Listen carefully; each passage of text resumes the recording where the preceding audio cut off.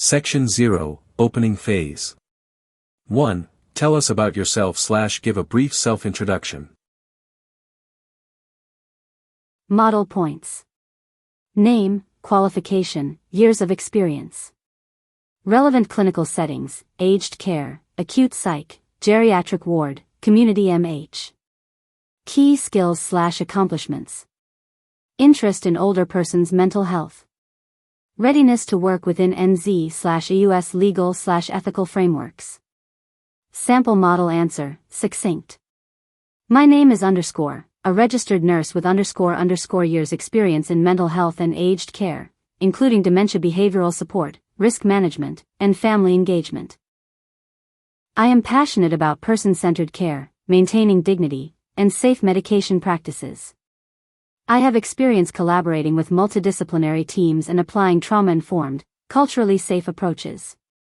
I am motivated to strengthen my practice within New Zealand/Australia's recovery-focused mental health framework. 2. Why mental health nursing? Model points.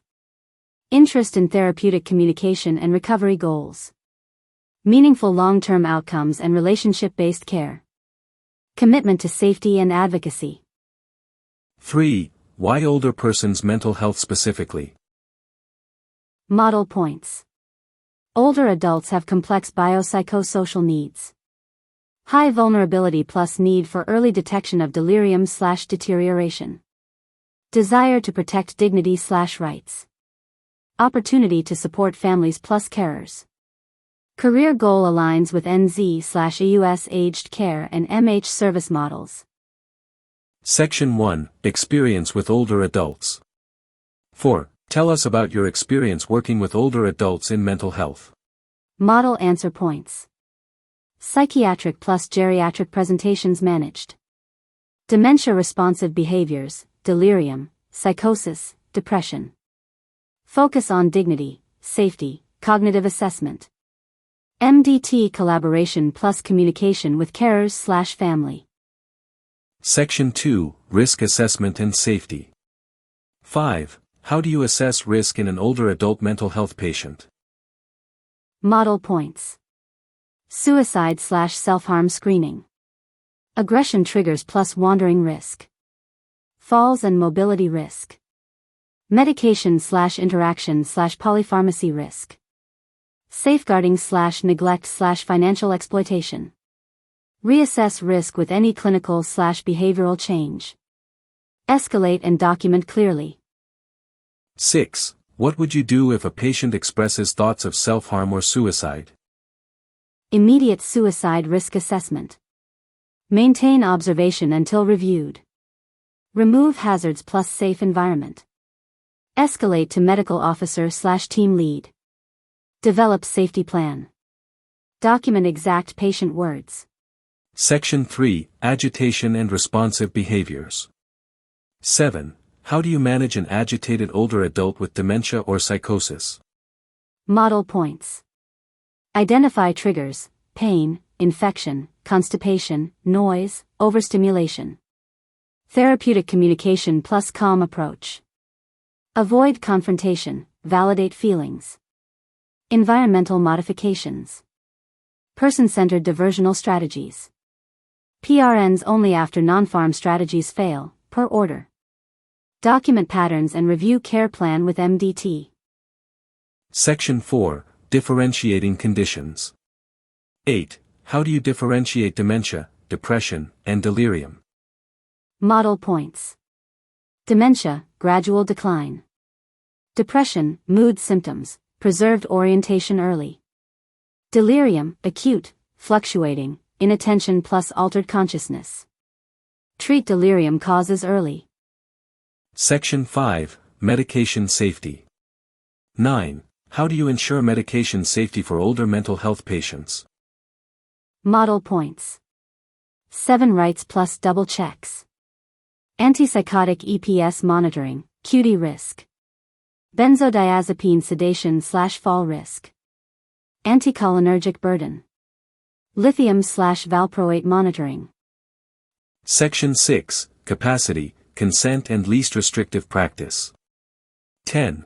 How do you assess decision-making capacity? Assume capacity. Assess, understanding, retention, weighing, communication. If lacking capacity, substitute decision makers according to legislation. Least restrictive options first. Document clear. Section 7, Incident Response. Q11. How do you respond to a fall? Assess ABCs, LOC, Neuro-OBS. Notify doctor. Follow observations escalation plan. Incident reporting plus progress notes. Environment review plus falls plan update. Handover and MDT review. Section 8, Multidisciplinary Collaboration. Q12. Describe your approach to MDT teamwork. Structured communication. Early escalation. Shared care planning. Link OT, physio, pharmacist. Discharge planning begins at admission. Section 9, Additional high-probability questions, detailed answers. 13. How do you provide culturally safe care to Maori/Aboriginal and Torres Strait Islander older adults? Model answer points. Acknowledge colonization history, intergenerational trauma, and power imbalance in healthcare. Ask the patient and Wana/family about preferences for communication, decision-making, cultural or spiritual practices, language needs, and gender preferences for staff. Support involvement of Kamachua/elders or Aboriginal health workers when appropriate. Avoid assumptions, take time to build rapport and trust through respectful communication. Follow the organization's cultural safety policies and recognize your responsibility to continuously reflect on biases. Document cultural preferences and ensure continuity through handovers. Key NZ reference concepts. Te Taraitai o Waitangi principles, partnership, participation, protection. 14. What is restraint minimization and when is restraint appropriate? Model answer points. Restraint is only used as a last resort, and always the least restrictive option, to prevent imminent harm. First, attempt non-pharmacological approaches, de-escalation, diversional activities, environment modifications, family presence, pain relief, toileting routines, etc. Conduct a formal risk assessment and obtain medical authorization per policy. Monitor and document continuously while restraint is in place. Review the need regularly and discontinue at the earliest safe time. Record rationale, duration, alternatives attempted, and outcomes in progress notes and incident forms.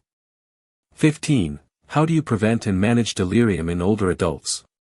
Model answer points. Prevention. Orientation cues, clock, calendar, familiar objects. Adequate hydration/nutrition. Sleep hygiene, avoid night interruptions. Regular pain assessment. Timely toileting, bowel/bladder management. Avoid unnecessary sedatives/anticholinergics. Management. Treat underlying cause, infection, hypoxia, metabolic disturbance, constipation/retention, polypharmacy. Minimize environmental stressors. Calm, consistent communication. Mobilize early with physio input. Engage family to provide reassurance. Monitor for escalation. Consider antipsychotics only when necessary and per medical order. Q16. How do you hand over behavioral or risk deterioration during shift transition? Model answer points.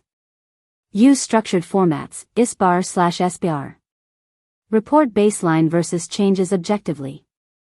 Include triggers, patterns, PRNs administered and their effect, de-escalation strategies attempted, current observation level, outstanding investigations, upcoming appointments. Highlight immediate safety needs such as wandering risk, falls risk, suicidal ideation, family concerns. Ensure documentation and risk plan are updated before shift end. 17. What is your duty if you suspect elder abuse or neglect? Model answer points. Recognize indicators, fearfulness, unexplained bruises, malnutrition/dehydration, medication withholding, financial concerns. Conduct private, respectful questioning if appropriate. Follow mandatory reporting and safeguarding procedures. Escalate immediately to senior nurse/team leader/medical officer/social worker. Document objectively what was seen/heard, not assumptions. Maintain patient dignity, safety, and confidentiality while following legal/time-critical reporting. Differences to show awareness.